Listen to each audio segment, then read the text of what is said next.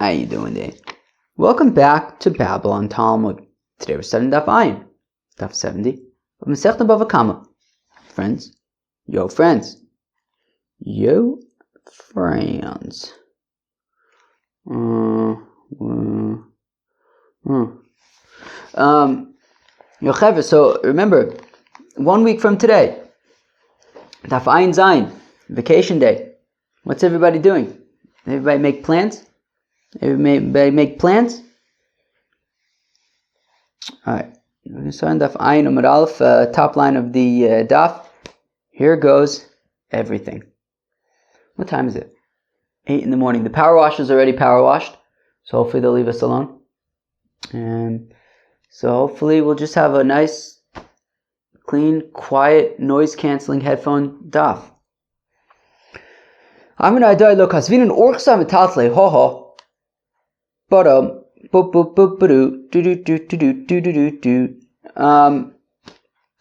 of attorney. I think. I don't know what power of attorney is, but it sounds like, if I had to imagine what power of attorney is, it's this. Let's just say that. So Shimon, deposited his cow at Reuven. Reuven's the custodian. Shimon wants to get it back, and he ends up working out with Levi that Levi's going to get it back for him. Okay. So we don't write kind of this power of attorney. At least remember my definition of power of attorney. I don't know what that is, but like my sort of image of what power of attorney is, which is basically Shimon would ask Levi to get his ox for him. So you don't write a document for that, right? We don't write a contract for Levi to go retrieve Shimon's ox for him from Reuven. Great.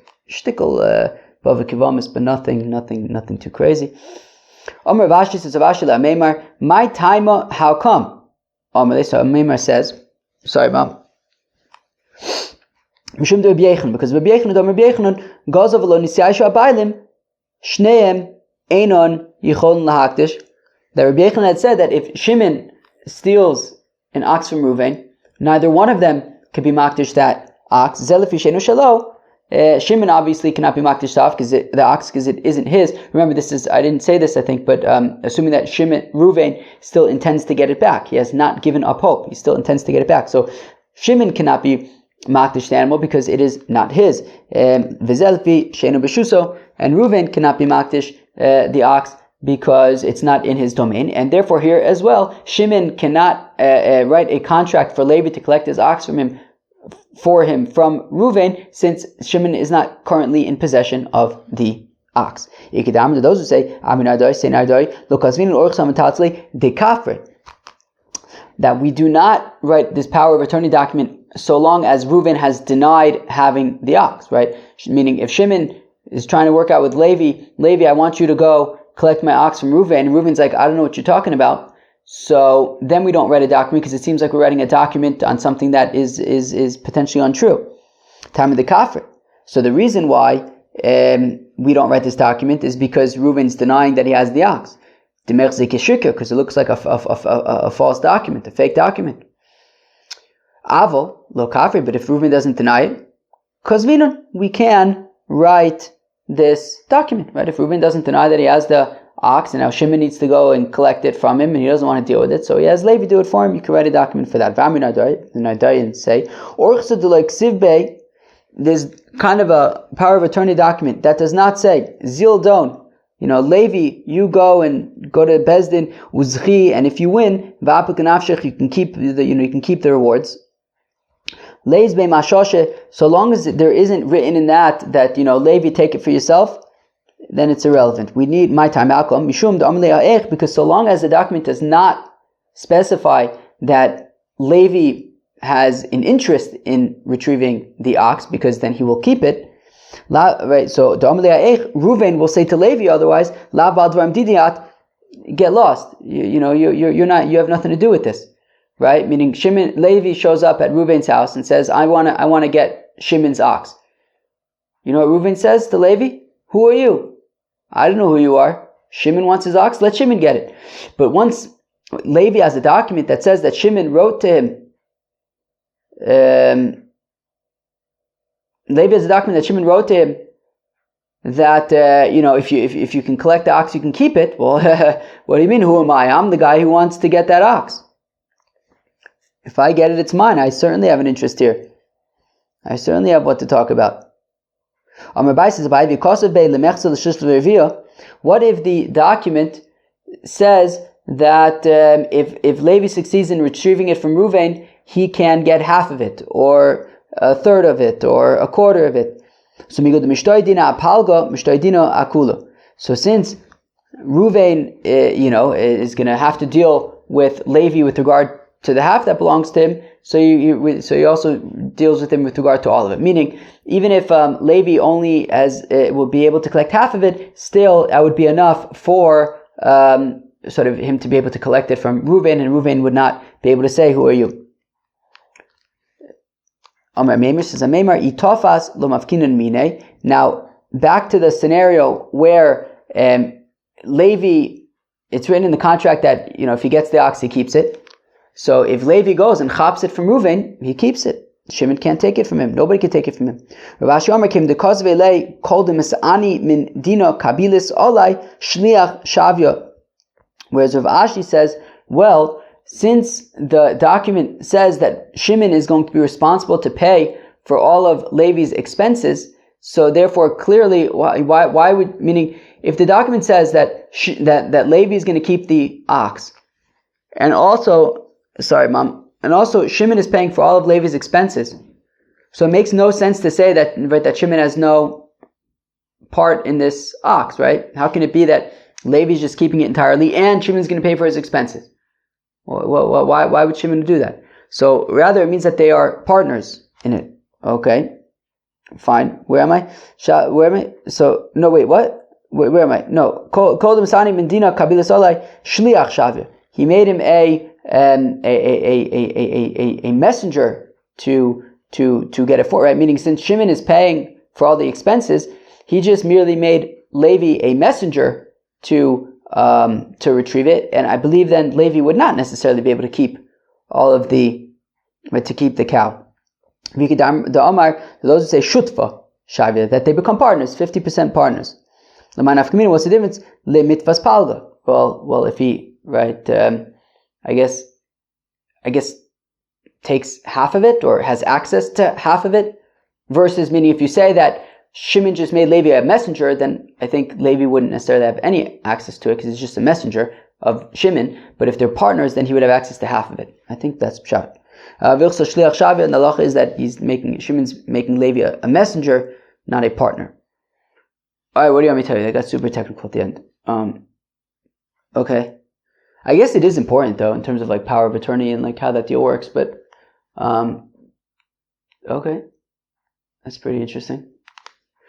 Okay, moving on. Says the Mishnah, Ganav al pishnayim v'tavach u'machar al piyem. That, okay, so if Shimon stole an ox from Reuven. Okay, now a pair of witnesses come and they testify that Shimon stole Reuven's ox. Okay, so Ganav al pishnayim. So you have two witnesses. You have a pair of witnesses that say that Shimon stole Reuven's ox. V'tavach u'machar al piyem. And that same pair of witnesses testify that Shimon slaughtered or sold Reuven's ox. Or even if a second pair of witnesses testify that Shimon slaughtered Reuven's ox, meaning the first pair of witnesses say that Shimon stole Reuven's ox, the second pair of witnesses say that Shimon slaughtered or sold Reuven's ox. In both scenarios, Shimon pays Talad Vehei. Gonav u'macher b'Shabbos, if he stole the ox and sold it on Shabbos. Now he didn't necessarily do Nisid D'Oraisa, he sold it. It's also mitzvah. Gonav u'macher l'Avodah Zarah, if he stole the ox and then sold it for Getchkis. Gonav v'tavach b'Yom HaKippurim, if he stole and slaughtered on Yom Kippur. So Yom Kippur is not a chiyuv skila, it's a chiyuv karis, right? And if we warn you, we give you lashes. We don't give you, right? It's not skila. Gonim Mishal Aviv, if he stole a shore from his father, v'tavach u'macher, and he slaughtered it or he sold it, so he'd be chayiv dal v'hei. V'chakach meisaviv, and then his father dies. So now the question is, what's the responsibility to the rest of the heirs, to his brothers? Gonim v'tavach, if he stole and slaughtered, v'chakach hikdish, and then after he stole and slaughtered, he was makdish the meat. In all those scenarios, Misham Tashlumi Abavach Misha, he pays Daled Vehei. Gonab Vitavach L'Refuah, if he stole and then slaughtered it because I guess it was needed for some kind of a healing scenario, or L'Klavim, or to feed dogs, Ashoichet V'nimtzeis Treifa, if he slaughters it and turns out it's a Treifa, Ashoichet Chulin Bazar, if he steals an ox and then slaughters it, to make a barbecue, but he slaughters it in the Azar, not as a korban. In all these scenarios, he's chayv dal vei. Reb Shimon poter b'shnei elu. Reb Shimon says no. And if it's a treifa, or if he's shchulin ba'azara, so then Reb Shimon says poter, because that Reb Shimon holds that shchita she'ena ru'uya eina nikra shchita. Right, that if it's an improper shchita, right, for example, you're shechting a treifa or shechting chulin ba'azara, wouldn't be considered shchita, and therefore you'd be poter from dal vei in those two scenarios, according to Reb Shimon. Says the Gemara, Levi Masnisin, to like Rabbi Akiva, this is Givaldig. Let's say that our Mishnah is unlike Rabbi Akiva. Why? What did our Mishnah say? Our Mishnah said that if you have one pair of witnesses that testify that Shimon stole Reuven's ox, and you have a separate second pair of witnesses who testify that Shimon slaughtered or sold Reuven's ox. So it'd be chayiv daled v'hei. Even though each pair of witnesses is really only supplying 50% of the testimony necessary for daled v'hei, right? If witnesses only testified that he slaughtered or sold an ox, he won't have to pay daled v'hei. For all we know, it's his ox that he slaughtered or sold. And if witnesses only testify that he's stole the ox, so it's chayiv kefa, but not daled v'hei. In order to be chayiv daled v'hei, you have to have testimony about both parts, the gneva and the tvicha u'mechira. And each pair of witnesses is only supplying one part of the testimony, i.e., you could argue that each one is only supplying half of the testimony that's necessary, and we're saying that still he would pay daled v'hei. So let's say that our Mishnah is unlike Rabbi Akiva, the Rabbi Akiva. Ha'amar davar v'lei chatzi davar. Right? What does the pasuk say? Lo yakum eid echad ba'ish l'chol avon u'chol chatus b'chol chet asher yechta al pi shnei eidim or al pi shlosha eidim yakum davar. That you need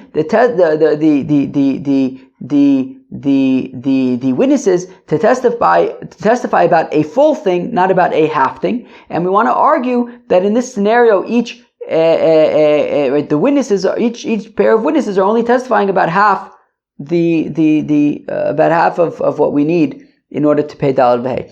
So Rabbi Akiva Amar Davar v'lo chatzi davar, that the witnesses have to testify about a whole thing, not a half thing. The Tanya, as we learn in the Brayso, Amar Rabbi Yesi, says Rabbi Yesi, K'shalach Abu Chalafta Eitzel Rabbi Yechon ben Nuri Lumod Teire, says Rabbi Yossi that when his father Chalafta, right, Rabbi Yossi ben Chalafta, when his father Chalafta went to study the Holy Torah by Rabbi Yechon ben Nuri, v'amilo Rabbi Yechon ben Nuri etzel Abu Chalafta.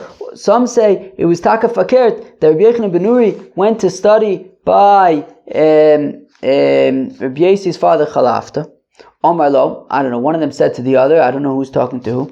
Omar lo, one of them said to the other, Haresha Achla Shana Rishona b'fnei Shnaim, Shnia b'fnei Shnaim, Shlishis b'fnei Shnaim, Mahu. So this is talking about a chazake on a property. I guess we're probably going to get to this in Bava Basra. We're already not too far away, Chevra. We're moving. Taf Ayin and Masechta BavaKama, Chevra. I would say give yourself a pat on the back, but we're not done yet. Oh man, sorry, Mom. At the end of BavaKama, you can give yourself a pat on the back. Oh gosh. Sorry, Mom. Oh, sorry. at the end of BavaKama, you give yourself a pat on the back. But where was I? Pat on the back? What? Yeah. Right. I was complimenting us that we're already on Daf Ayin of Masechta BavaKama. Big stuff, big leagues. And soon we're going to learn Bava Metzia, and then Bava Basra, where we're going to talk about chazakis on property and stuff. And so in order to have a chazakah on the property, you have to, so if a fellow is on a property for 3 years and he's eating the fruits of the property, so you can assume it's his. So if you have one pair of witnesses, or one set of witnesses, I like that better, one set of witnesses, oh man, sorry, maybe I need like a new nose or something. Or maybe just trim my mustache. I don't know. That's probably it's probably much easier than getting a new nose. Anyways, or whatever. We could all just deal with it. How about that? Let's go weiter. So you have one set of witnesses that testify that that this fellow ate from the fruits of the field for 1 year. A separate set of witnesses that talk about the 2nd year, and a separate set of witnesses that talk about the 3rd year. So Mao, does that work? Is that testimony that could be accepted to represent, to prove that this fellow has been on the field for 3 years, eating the fruits of the field, and that it's his? So again, top line of Ayin Amud Beis. So year number 1 was with, one set of witnesses are testifying about year number 1. And then year number 2, a separate set of witnesses are testifying about. In year number 3, yet a third set of witnesses are testifying that he ate from the field. Mao, what's the halacha? Does that establish a chazakah, a 3-year chazakah? Omar lo, harezo chazakah. He said to him, I don't know, is it Abu Khalafta? Is it Yochanan B'nuri? I don't know who's talking, but they say it's a chazakah. Omar lo, so the other one said to the other one, Afani Omar Ken, he says, I agree. I would also agree that it's a chazakah. However, Elo Rabbi Kiva choleg ba'davar. Rabbi Kiva would argue, Shahayu Rabbi Kiva Omer, Rabbi Kiva would say, Davar v'loi chatzi davar. That no, that the witnesses need to testify about a complete thing, not a partial thing. Therefore, you would have to have one set of witnesses that testify that this fellow ate from this field for 3 years. Not 3 sets of witnesses each talking about 1 year. 1 year is nothing. You need one set of witnesses testifying about a 3-year period. That would make a chazakah. So we see that Rabbi Akiva's opinion is that witnesses need to testify about a complete thing, not a partial thing. And therefore, the question is, does this mean that, or it would sound like our Mishnah is unlike Rabbi Akiva? Because our Mishnah says you can have one set of witnesses testify about the Geneva, and a second set of witnesses testify about the Tvicha Umechira. And it would sound like each one is giving 50% of the requisite testimony to be Chayiv Daled Vehei, and therefore, and so Mishnah is saying that it works, and Rabbi Akiva apparently we want to allege would say that it would not work because it's not a complete testimony. Amar Abai says, Abai Filutem Rabbi Akiva.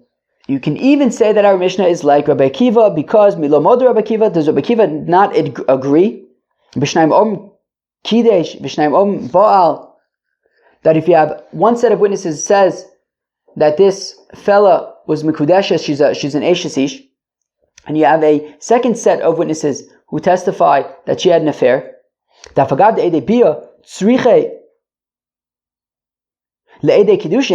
even though the second set of witnesses who are testifying about the affair, their testimony is useless without the testimony of the first set, who's saying that she's a married woman, that she's married to somebody else. Meaning, if you just have witnesses who testify that she had an affair, so what? She can do whatever she wants, as long as she's not married. But we don't have any testimony that she's married. So, just the second testimony without the first testimony, it's like mind your own business, people. But the second testimony, but once you have the first testimony that she's a married woman, well then that changes quite a bit in terms of the second testimony that she actually is an Eshes Ish, and that's a problem. So Rabbi Akiva would admit that in that case the testimony of the second group is relevant, even though it's dependent on the testimony of the first group. So Kevin the Ede Kedushin lo tzricha the Ede Bia, where am I? Davagav the Ede Let me start again. Amar Abai says, Abai, Afilu Teim Rabbi Akiva, because Milo Moder Rabbi Akiva, B'Shnaim Shom Kidesh, B'Shnaim Om Baal, Da'afal Gav the Edei Bia, Tzriche Le'edei Kiddushin, that look, at the end of the day, even though yes, the Edei Bia need the Edei Kiddushin, without the Edei Kiddushin, the Edei Bia is irrelevant, but, Kevin the Edei Kiddushin, Lo Tzriche Le'edei Bia, Dover Karina Bey. However, since the Edei Kiddushin, the set that's testifying that she's a married woman, their testimony stands on its own. She's a married woman. They're testifying she's a married woman. She's a married woman. They don't need the Edei Bia. I mean, they're, because their testimony that she's a married woman could stand on its own, we don't treat it as kind of an incomplete testimony. Meaning, the way I'm thinking about it is like, we can treat it as if the second set of witnesses that are testifying about the Bia, about the affair, are building upon the testimony, the totally independently valid testimony of the Kiddushin, and therefore, when they come and testify about the Bia, even though it is sort of dependent on the first set of witnesses, but it's sort of building upon their testimony, and it's acceptable. And therefore, Hacha Nami here as well, by, what were we talking about again? By the Dalet Vehei, even though yes, the set of witnesses that testify that he slaughtered or sold, right? Well, he says tvicha, so that he slaughtered the animal. That set is dependent on the witnesses who testified that he stole the animal. But kevin de ede geneva tvicha. But since the witnesses who testified that Shimon stole Ruvain's ox, their testimony is valid independently, so then Davar Karina Bey, we consider it complete testimony, meaning we view it as if the set that testifies about the Tvicha is just building upon the valid testimony of the first set, and therefore it is acceptable. Unlike by the Chazaka, where each set of witnesses is only testifying a third of what they need to be testifying about, right? The first set of witnesses that testify that he ate for 1 year from the field, that's irrelevant. You need to testify about 3 years. So therefore, Rabbi Akiva says, look, in that case, each set of witnesses is providing incomplete testimony. Therefore, it doesn't work. But in our case, the first set of witnesses that are testifying that Shimon stole Ruvain's ox, that's a completely valid testimony on its own. And therefore, the second set of witnesses that testify that he then slaughtered it, that is testimony that builds upon the testimony of the first witnesses, and it is valid. Now, the rabbis who argued on Rabbi Akiva, and they had said that when it came to the chazaka on the field, you can join together the three sets of witnesses, and even though each set is only testifying about 1 year, we could bring them together to say that this fellow was eating from the field for 3 years. So then what do they do with davar velo chatzi davar? What would be a scenario where testimony would be invalid because it's incomplete? So limute echad omer echad begabo ve'echad omer echad bekreisa. That if we're trying to figure out if a fella is no longer a katana, so then if there's like I don't know if I understood this right. I don't know if she has like hair on like her knuckles. I don't know if that's some kind of euphemism or something. That would be, I guess, an indication that she is no longer a katana, but like on her stomach, then that would just be irrelevant. For which we say, Hai chatzi davar chatzi edasu, but that's like, there's like, obviously that doesn't work. You have one witness testifying about a pubic hair, but you need 2 pubic hairs and you need 2 witnesses. And then you have another witness who's testifying about like a hair on her stomach or something, which is also only one witness and also irrelevant anyways. So therefore, obviously that's meritless. Ella limute shnaim omim echad begaba ve'shnaim omim echad bekreisa. Rather, it's to exclude a scenario where 2 witnesses say that there was 1 pubic hair and 2 witnesses say there was some, I think, irrelevant hair. Hani amiktani vani amiktani. That both are saying that basically both are just testifying that she's a katana, meaning what they're testing, right? You have one. The first pair is basically saying she's a katana. The second pair is basically saying she's a katana. So all we know is that she's a katana. We don't actually have any testimony to say that she is a I guess nar. Okay, I just looked at the art scroll. So I think maybe each one of those hairs, potentially if there were two hairs there, then that would be relevant, whether it's on her back or on her stomach. But nonetheless, in the first case, you only have one witness testifying about each hair. So you only have one witness and one hair. So it's just completely irrelevant. But once you have two witnesses, each testifying about one hair, so then we still say it's no good because you have two witnesses, but each one is only basically testifying that she's a katana because it's only one hair. So therefore, it just ends up being kind of irrelevant. So now said the Mishnah, Ganavu b'Shabbos v'chulei. Ho ho. So if a fellow stole an ox and then he sold it on Shabbos, so we said he's going to be chayiv d'alvei because selling on Shabbos is not osur midoraisa. You're not going to be chayiv misa for a sale. It's osur midorabanan. But yeah, you're not going to be over on melacha that you'd be chayiv misa for. So therefore, you're chayiv d'alvei. V'atanya potter. Excuse me. We have a brisa that says potter, meaning it sounds like he would be chayiv misa. And therefore he's potter from paying d'alvei. So I don't know, is he chayiv d'alvei or potter from d'alvei? So I'm Rami BavaKama, Kitanya Aida potter. When we're talking about potter, it's an interesting scenario. But Omer Lo, it's where Levi, who Shimon is selling the ox to, right? Shimon stole Reuven's ox and he's selling it to Levi. And Levi says, look, instead of me paying you, I don't know, $1,000 for the ox, Shimon, why don't you come to my fig orchard and you just pick $1,000 worth of figs, and it's Shabbos. So he goes and he picks figs on Shabbos. So that is why he'd be potter, because picking figs on Shabbos is chiyuv misa, chiyuv skila, and therefore he's going to be potter from paying d'alvei. So again, so ba'omer lo akutz te'ena. I don't know if I read this yet, but anyways, Levi says, look, instead of me paying you cash, why don't you just come into my field and collect figs? And then I get your stolen ox. And therefore, that's why Shimon is potter for the alvei, because of the Chilul Shabbos.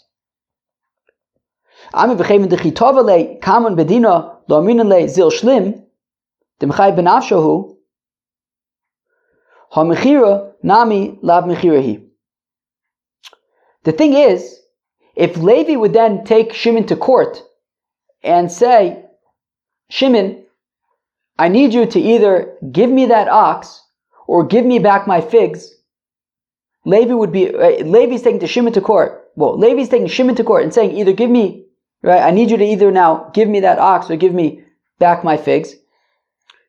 He would not be able to collect anything from Shimon, because since Shimon is chayiv misa for the Isser Shabbos, he wouldn't be able to make that claim in court, and therefore, since this is a sale that would be unable to be upheld in court, therefore it shouldn't be considered a sale, and therefore there shouldn't be any.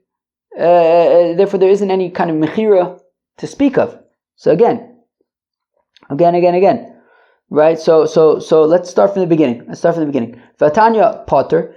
So why is the Mishnah saying that it'd be chayiv v'dalvei if he sold on Shabbos? We have a brayse that says potter. Or BavaKama Kitanya Aida potter. When we say potter, ba'omer lo akutz teinu miteinosai, that Levi says to Shimon, why don't you come and just pick as many, pick $1,000 worth of figs from my fig orchard, v'tikne li gnevusich, and then I'll be able to take your ox that you stole from Reuven.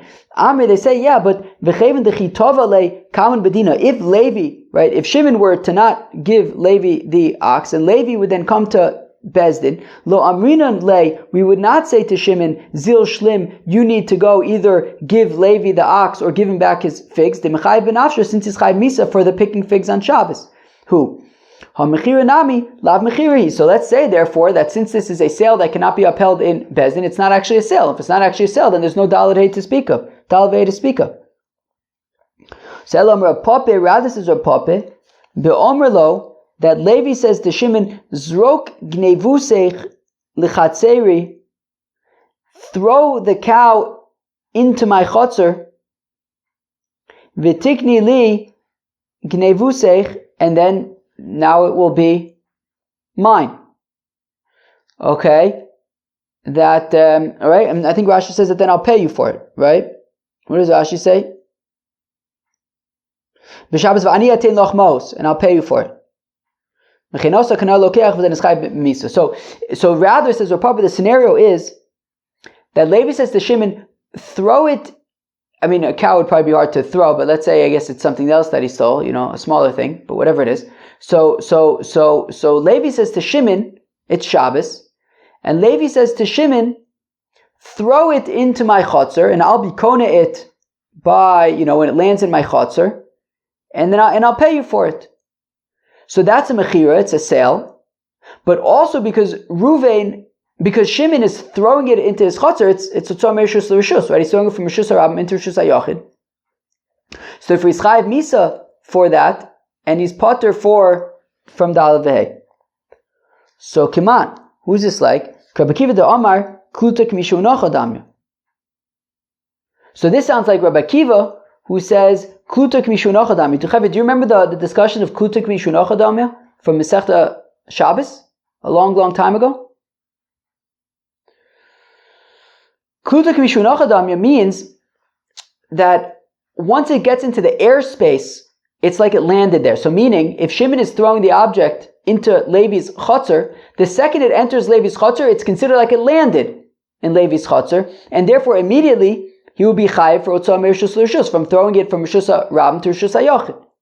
Immediately once it lands, which is also the time when it belongs to Levi, because it's in his chotzer. So therefore, the Isser Shabbos and the kinyan of Levi getting the item is happening at the same time, and therefore Shimon is going to be potter from Dalveh because he's chayiv misa for hotzah merishus l'rishus. Because if it was like the rabbis came into mati l'chotzer beso kono, because if it's like the rabbis, well, once the item gets to Levi's chotzer, it belongs to Levi, meaning once it's still in the air in terms of kinyan, it would immediately belong to Levi. But linyan Shabbos, if you say like the rabbis, it would only be chayiv for hotzah merishus l'rishus once it lands. Lo mechayiv adamatyo la'ara, until it lands on the ground, in which case he wouldn't be potter from Dalveh, because he was already chayiv for Dalveh once it got into the airspace of Levi's chotzer, but the Isser Shabbos would only be after that once it lands, according to the rabbis. So therefore, if we're saying potter, it must be like Rabbi Akiva says, Kluta kimishu unacha damya. So it says the Gemara, no, you can even say like the rabbis, because he makes a condition. Be'omer lo tikni li knevusich, I will not be kone this item. Levi says, I will not be kone the item ad de tanuach until it lands. And then, if that's the case, he only is kone once it lands, which would be the same time that he'd be chayiv for otzah merishus l'rishus, and therefore he'd be potter from dalad v'hei. Rava Amar says, Rava la'olam kami BavaKama. Really, it's like Rami BavaKama says, that it's talking about where Levi says to Shimon, come and pick figs from my orchard. But we had said that, well, that wouldn't be considered like a sale since it's unable to be upheld in Bezdin. Rava says, that's not true. I can bring you a scenario, I can bring you an example where even though something is unable to be upheld in Bezdin, it's still considered relevant. Esnon, Ostrotera, right? Esnon Zona, it came up the other day, right? Something that was used to pay a harlot for her services. So for a visit. So that cannot be offered as a korban on the Mizbeach. Okay.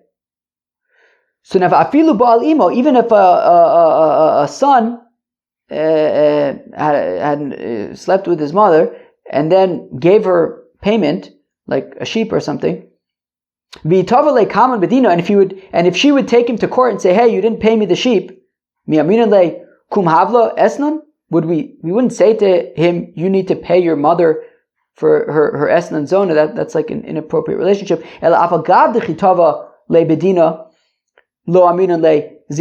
Even though if he would take her to court, if she would take him to court, we would not say to him, you have to pay her, But nonetheless, Kevin the Yoivla, if he does give it to her, even though it's something that we can't force him to do, but if he does give it to her, have esnon, it would be considered esnon. So achanami, the zelbazachdu, the same thing over here.